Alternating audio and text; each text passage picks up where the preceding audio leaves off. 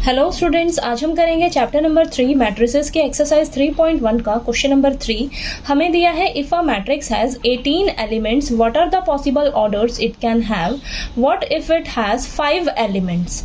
तो question number 3 में हमें बोला है कि अगर किसी मैट्रिक्स में 18 एलिमेंट्स हो तो उसके पॉसिबल ऑर्डर्स क्या होंगे, ठीक है, और अगर 5 एलिमेंट्स हो तो क्या पॉसिबल ऑर्डर्स होंगे, तो ये हमें बताना है। ठीक है, तो चलिए स्टार्ट करते हैं। सबसे पहले हमें पता है ये फॉर्मूला कि जो नंबर ऑफ एलिमेंट्स होता है वो किसके इक्वल होता है, रोज मल्टीप्लाई कॉलम के। ठीक है, और हमें क्वेश्चन में क्या दिया हुआ है कि जो नंबर ऑफ एलिमेंट है, नंबर ऑफ एलिमेंट्स कितना दिया है, 18। हमें 18 एलिमेंट्स के लिए पॉसिबल ऑर्डर्स लिखने हैं। ठीक है, कि कितने ऑर्डर पॉसिबल हो सकते हैं अगर आपके पास मैट्रिक्स में 18 एलिमेंट्स हो।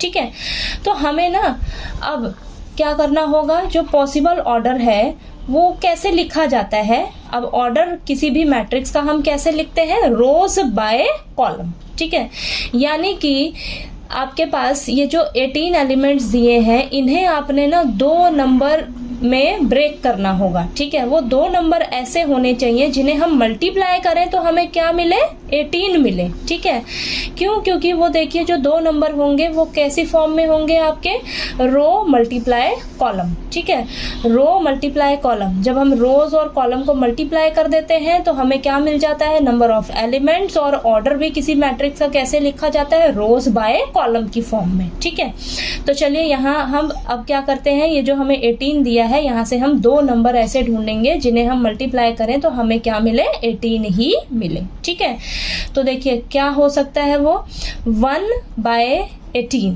यानी कि एक रो हो सकती है, 18 कॉलम हो सकते हैं। ठीक है, ऐसा भी तो पॉसिबल हो सकता है कि 18 रोज हो और 1 कॉलम हो। ठीक है, 18 रोज हो और 1 कॉलम हो। ठीक है, नेक्स्ट देखिए 2 रोज हो सकती हैं और 9 कॉलम हो सकते हैं। ऐसा भी तो पॉसिबल हो सकता है कि 9 रोज हो और 2 ही कॉलम हो। ठीक है, अब देखिए 3 रोज हो सकती हैं, 6 कॉलम हो सकते हैं। ऐसा भी तो पॉसिबल हो सकता है कि 6 रोज हो और 3 कॉलम हो। ठीक है, तो यहाँ पर देखिए इन सभी को जब आप मल्टीप्लाई करके देखोगे ना तो आपको क्या मिलेगा, 18 ही मिलेगा। ठीक है, और इसके अलावा आपके पास कोई 2 नंबर और पॉसिबल नहीं है जिन्हें हम मल्टीप्लाई करें तो हमें 18 मिले।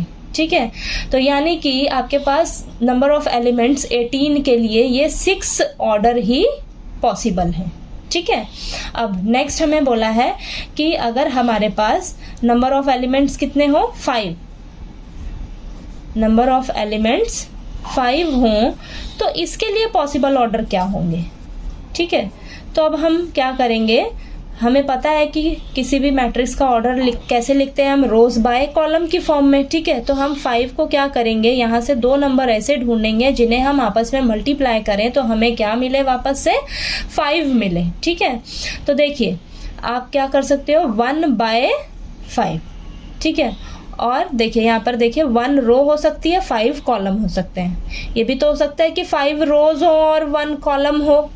ठीक है, इन सभी को आप मल्टीप्लाई करोगे तो हमें 5 ही मिलेगा। ठीक है, और कोई 2 नंबर ऐसे नहीं पॉसिबल हैं जिन्हें हम मल्टीप्लाई करें तो हमें 5 मिले इसके अलावा। ठीक है, तो हमारे पास 2 ही ऑर्डर पॉसिबल हैं जब हमारे पास नंबर ऑफ एलिमेंट कितने हैं, 5 हैं। ठीक है, तो हमारे पास 2 ही पॉसिबल ऑर्डर हैं इस नंबर ऑफ एलिमेंट्स 5 के लिए।